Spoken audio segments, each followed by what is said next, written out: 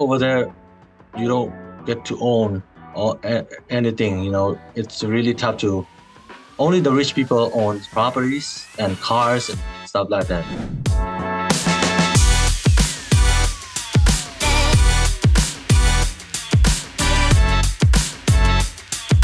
Welcome back to the show. I'm your host, Remington Ramsey, and today my guest is Vung Mang from the Grand Rapids market. We're going to talk about mental toughness and drive, as Vung is someone who came from Burma. He's a Burmese refugee that I'll let him tell the story, but came from very humble beginnings and is now a top producer doing between 20 and 25 million year in and year out in the Grand Rapids market. Vung, welcome to the show.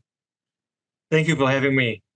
Before we jump into the show itself, I always like to ask people who are selling in that market, especially if it's a new market we haven't featured before, like Grand Rapids. What do you like about Grand Rapids? What about the real estate market or like the environment of Grand Rapids is exciting? Yes, Grand Rapids is one of the, like, a lot of people likes. It's always in the top 20 city, as you know. It's a great real estate market. I think it's been growing. Appreciation is great. A lot of investors. There is not much multi-families properties to buy even, and they are gonna build. I think one of the biggest builders in town. They are building 267 unit, like behind my house, Oh coming yeah, up soon. Yeah, it's so up and coming, yeah, huh? Yeah, yes, Grand Rapids, and it's in and you get to hear those Pure Michigan commercials by Tim Allen. That's what I'd be excited about every single day. Pure Michigan. Well, yes, you talk we talked a lot about where you came from, and Burma, for those of you who might not know, is north of Thailand, in Southeast Asia. You not only escaped, had to go through Thailand, and from Malaysia, found your way to the States. Can you describe to us leaving communist state Burma country and yes, coming to the States, and the differences and how that all took place? yes. I left Burma back in 2007, and then we went to Malaysia. So Malaysia, that's where, because in Burma there's nothing, no jobs, no nothing grows there almost, economically. So we went to Malaysia to work, and that was my goal, just to work in Malaysia, support myself. I was 21, 22 years old. So I wanted to support myself and get out of the house and do my own thing. But when I got there, there's United Nations. They were resettling people to America. So I got a chance into getting connected with the United Nations, and they um, helped me get through the process. And I got here in 2008, October. So as a refugee, fresh start, nothing, $20, two sets of clothes, one backpack, a towel. That's how I got here in Grand And you Rapids. know what's interesting, and it's incredible to, if we know the end of the story, it's incredible to hear that came with $20.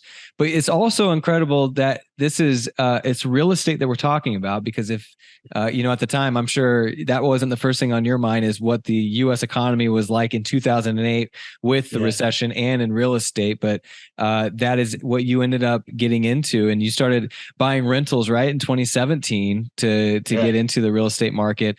And what I think is fascinating is that, at least in recent years, 70% or more, you're selling homes to Burmese people. And that's a big chunk of your business. It seems like you put your own people on your back, and really started to help them thrive in the community, starting in Grand Rapids. But it's a tight knit community. You were telling me you know a lot of Burmese people in Indianapolis. So how do you guys all stay in touch? How do you keep that community growing? yes. Yeah. In Grand Rapids, there are about 2 to 3 thousand Burmese, and the next bigger city with the Burmese population is in Indianapolis. They have probably 10 to 20 thousand Burmese there. So we have Wow. occasionally, yeah, occasionally we have every 2 or 3 years a gathering, uh, festival and things like that. So we get to meet people there and yeah, have Why do you fun think there. Indianapolis has such a big population of Burmese people, not being anywhere close to a major city or major market? I think the it, it's a big city, Indianapolis, I think, and uh, housing are very affordables there, Yeah. not too bad, you know. So Yeah. yeah, they are. And then there might be more resettlement agency that send all the Burmese people who are resettling to Indianapolis. Yeah, that might be the another reason too. Yeah. Yeah. Well, let's go back to the $20, two outfits, a towel, and a backpack. You're 24 Yes. years old. You applied to several jobs and no one would hire you. And I had a Yes. quote here: when you got to America, you thought it was going to be picking money from a tree. That's what you Yes. believed when you were living in Burma. It didn't seem to be that when you first got here. How do you have the mental toughness to feel like you've been lied to and now it's going to be way tougher to pivot and actually find that success? What happened? Yes. I have been through a lot of things. Or like since I came, I came here with high school only. I don't have any degree. So I applied jobs when I first came. No one really accept me because I had a long hair and everything. So, but later I was accepted at it's called Bethany Christian Services, a resettlement agency here in Grand Rapids, to help out caseworker who help people resettle from another countries. Mm-hmm. So I got a job, and they were the one who resettled me too to Grand Rapids. So I got a job there as a caseworker, like case eight, like assisting caseworkers.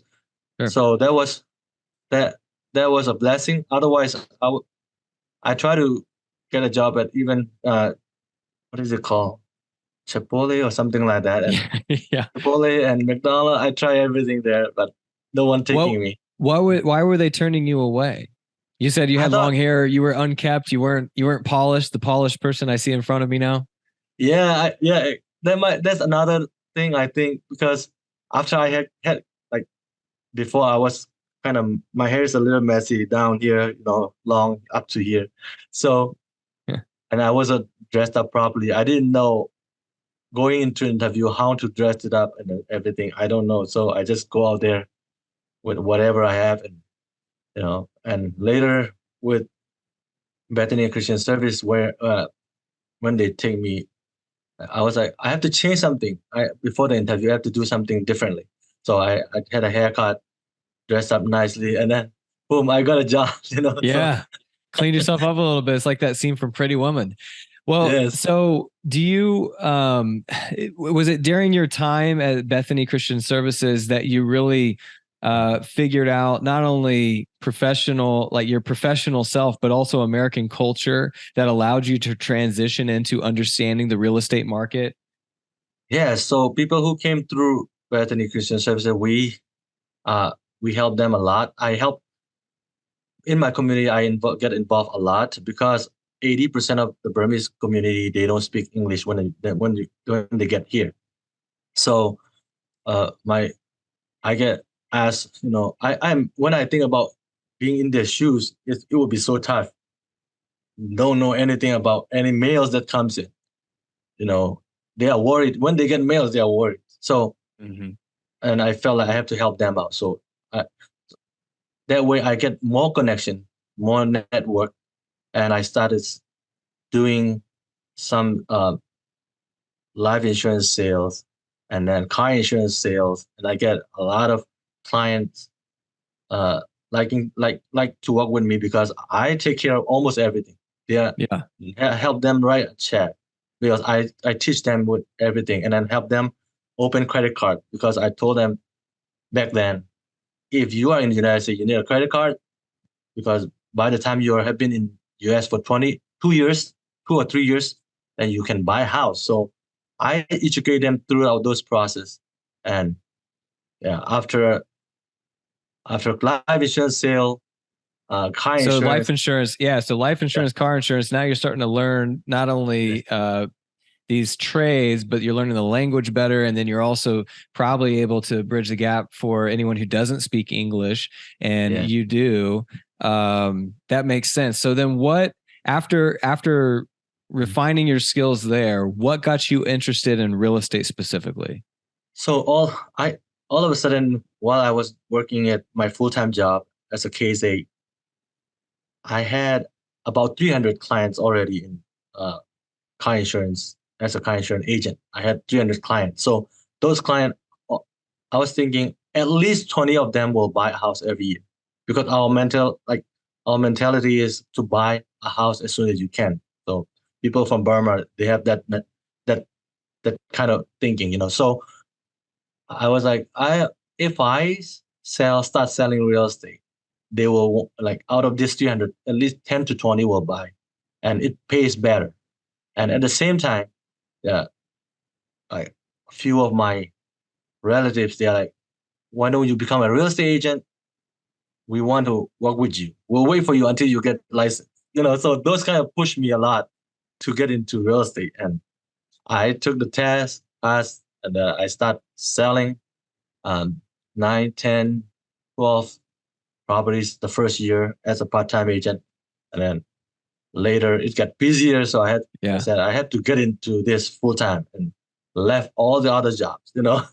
Yeah, one foot in front of the other. I mean, you just taking a step at a time, and it starts to take off and success. You're listening. It makes sense. I'm doing this well. Maybe I should do this full time. And now look at you. Yes.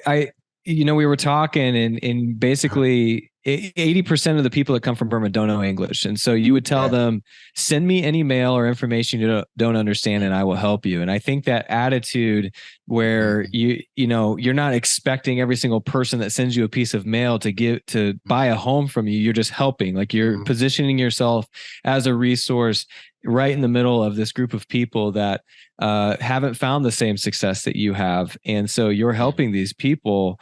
It's just incredible. And I want to talk about the differences so that we really understand. I don't want to be insensitive about anything I ask, but I really want to understand what's going on in the Burmese government, and coming from a communist nation. You had mentioned that home ownership is really important to Burmese.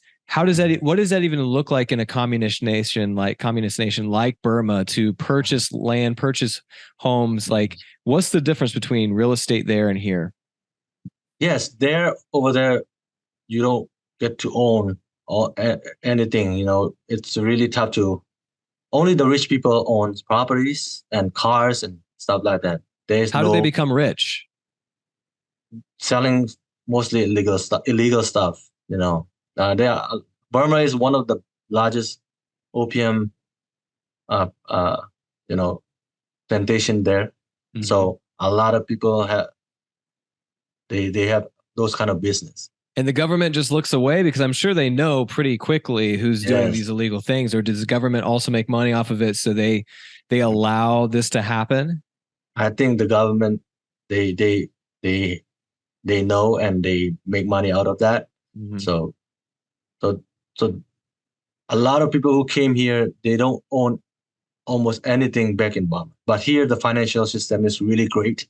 You can buy with loans. We don't have that kind of system back in Burma. Even today, there's no financial system as good as this here, there, or not even close. So, is there a way to rise the ranks, so to speak, in a profession, if you are smart or skillful in any one thing, to make more money legally in Burma to then purchase a home? Or is it just everyone makes the same, regardless of how talented or skillful you are? Yes. Oh, the pays are really minimum. Like, it would be probably the base pay might be $100 or $200 equivalent. So anyone who worked for a company or somewhere, in Burma, it's so low you can get to anywhere, unless you know the army people, like the generals and stuff like that, and you pay them something in return when you have, if you want to do a big business, something to be successful in the future. Then You have to go and give them money. You have to bribe them to get into that kind of business. So it's tough. It's not all. It's almost not possible for most people, in from Burma. That's what you came from. And you Yes. also mentioned that a lot of people don't know this, but there's a civil war going on right now. Yes. Um, and what caused that civil war, and why is it happening? So it was there was an election, and then the party that won was arrested by the army. Hmm. So it was there was a coup happened about 3 years, 2 or 3 years ago already. And before the coup, it was kind of slightly better, but now after that, it's been a revolution against uh, the people against the government. Hmm. It's happening every day. I have a lot of insight in there. So Do you still have family and friends that are there that you speak to on a regular basis? yes, my dad and my brother, my dad, uh, yeah, my dad's, I mean, my stepmom, yeah, they all are there, and I talk to them every other days. They tell me things. Yeah. And Yeah, how do you talk to them? You talk to them over the internet or yeah. We use Facebook Messenger or Vibe. It's called another app, Viber. We use those to connect. Those are free. So, and do all your family aspire to coming to the States to live a similar lifestyle to you, or are they content where they are? so my brother is he is planning to come here and go to school again. My my dad, he is a little older now. He don't speak English, so he don't want to come Mm, because he has to be depending on everybody. You don't want hmm. you don't want that happen. So he's about 75 years old. So he said it doesn't make sense for me to go there. Here he can in Burma he can just visit somebody around and have people to talk with. But here in America, everybody works. So he said I Yeah. will be so bored. I don't think I can stand there. So Wow. yeah, Well, but you left because you saw something brighter in America. You wanted a brighter future. You yes, wanted to be compensated for the work that you do and the value you bring to the marketplace. And the last yeah. 3 years, based on your numbers, I think you've officially gotten there. What's the future hold for you now? What's next as you're positioning yourself as such an instrumental part of bridging the gap between the Burmese people and living in the States? Mhm. What's your dream for the future? What are you working towards? So right now I'm into real estate investing, Mhm. real estate investment rentals. So I started buying rentals 2000, in 2017, and I read about Rich Dad Poor Dad, and it opened my mind, and I started buying real estate. I am, and then today I have about 38 doors already, and and then I 38 want doors. 38 38. doors Yeah. rentals. So from $20 to 38 doors. Yes, That's impressive. yeah. So I want my people that I work with or anyone around me, I want to teach them to get into building wealth with real estate. That's what I have been doing. And I have the from the past 2 years, I sold probably 30 or 40 clients. Like I make them like landlord. They have more than one house. I'm and I help them through all the process. So I want to bring that into a bigger, even into our community in out of state. Mhm. I was spreading that news. This is how you can create wealth because we came with nothing. I want if someone want to do it, I want to teach them. So I Yeah. want to show them the way. If I had a mentor back then, like when I first came, 24, 25 years old, then today I might not be working anymore. That's what I think. So I want to Mm. give this information out to Yeah. anyone that I could. So So you feel this like is you're a mentor to a lot of the people who are newly I mean, how many refugees or how many people are coming from Burma still to the Grand Rapids market? Is it growing? it's like it's not that fast anymore. It's Mhm. very very slow, but very very low. Um, but people who are already here, they all are working. Most of them are working in the factory 9 to 5 job. So Mm-hmm. I want them to create some kind of wealth if they are willing, if they have the Yeah. desire. So, and I I want to walk through everything. So that's one of my goals for long-term goal. That always create wealth for them, create market for me. That reach my so I'm creating a market by having them own 2 or 3 properties each. Mm-hmm. So I stole over 400 homes the past 10 years. So out Yep. of that, if I keep trying and help people own more properties in the next 5 years or 10 years, all my client or half of that own, then I will control this market in like really, really well. Yeah. That's what I'm looking. Yeah. So that's another way to look. And that's why me and one of my partner, his name is also Ryan, we partner up and we just open a real estate brokerage. So it's grand opening coming up on this Friday Oh, actually. that's So exciting. yeah, we have Very cool. about 16 agent already joining us. That's And then, incredible. yeah, so those are the future. That's that way. If I become a real estate broker and have some kind of presence in a town, then I can reach more people by Well, invest real estate.